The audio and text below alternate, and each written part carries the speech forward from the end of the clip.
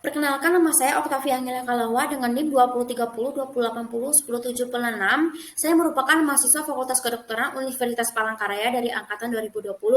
Baik, di sini saya membuat laporan praktikum parasitologi melalui gangguan sistem respirasi yang bertujuan untuk mengidentifikasi telur cacing dan larva Paragonimus westermani. Baik, langsung saja kepada dasar teorinya, yaitu menurut Chai dan Jung 2018, cacing Paragonimus menyebabkan penyakit Paragonomiasis sp.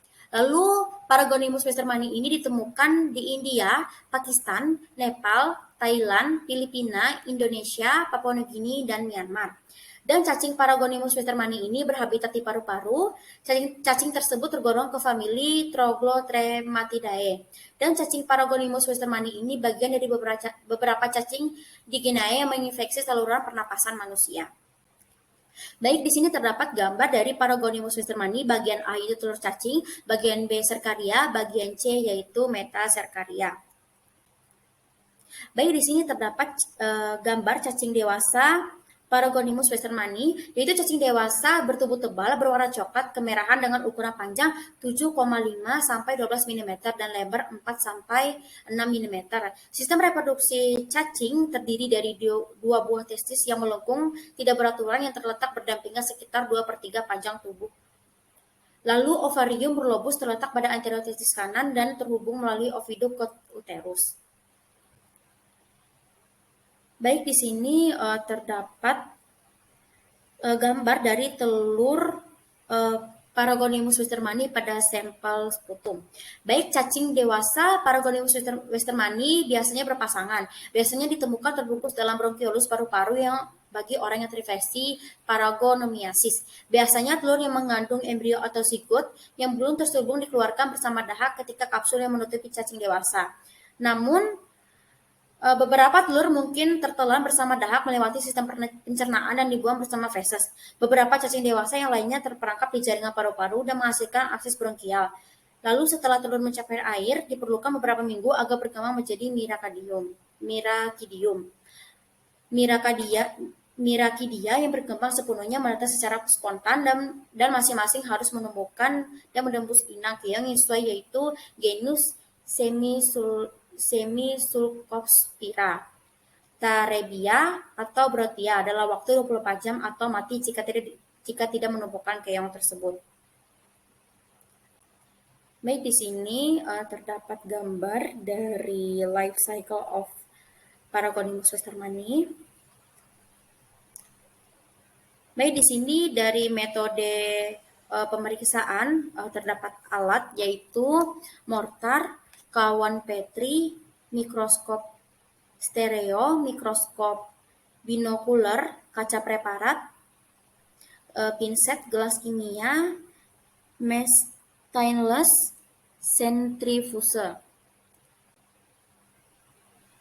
Baik, untuk bahannya sendiri yaitu ada sputum, feses, keong air tawar, kepiting air tawar, aqueous, natrium hidroksida, dan formalin 10%. Baik, untuk prosedur kerja yaitu dari pemeriksaan serkaria, yaitu di sini metodenya untuk menemukan serkaria Paragonimus westermani. Pada keong air tawar menggunakan teknik cruising, yaitu tahapan meletakkan keong pada cawan Petri, kemudian cangkang keong dihancurkan secara perlahan dengan mortar, dan keong yang sudah hancur ditetesi aqueous selanjutnya diperiksa menggunakan mikroskop stereo untuk mengetahui keberadaan serkaria. Baik, di sini ada pemeriksaan dari metaserkaria, metodenya, yaitu langkah pertamanya yaitu secara manual mengeluarkan cangkang keras dari kepiting dan melepas insang, yang kemudian ditekan di antara kedua kaca preparat dan diperiksa menggunakan mikroskop.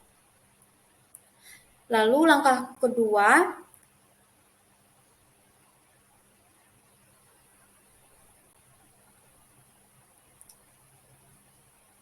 baik, untuk langkah keduanya yaitu mengambil jaringan hepatopankreas dan aduk rata dalam kerapas atau bagian keras krustakea.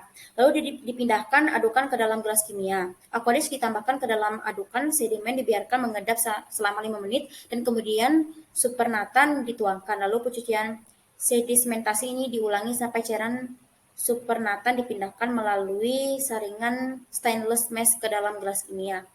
Lalu proses sedimentasi diulang sampai supernatant menjadi jernih dan sedimen diperiksa menggunakan mikroskop.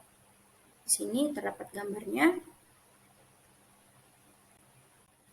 Selanjutnya yaitu metode pemeriksaan telur cacing, yaitu pengambilan spesimen dahak harus dilakukan pada pagi hari. Sampel dahak dapat diperiksa dengan beberapa cara seperti dahak disentrifugasi dan kemudian sedimen diperiksa langsung menggunakan mikroskop.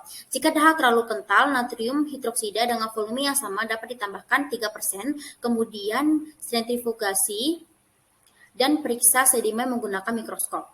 Lalu spesimen dapat diawetkan dalam 10% formalin dan prosedur konsentrasi formalin etil asetat dan diselesaikan dan sedimen diperiksa menggunakan sediaan langsung atau pewarnaan. Lalu pengerjaan sampel fesis menggunakan teknik CATOCADS, pemeriksaan keberadaan telur cacing menggunakan mikroskop binokular. Di sini terdapat daftar pustakanya. Baik, mungkin saja yang dapat saya jelaskan.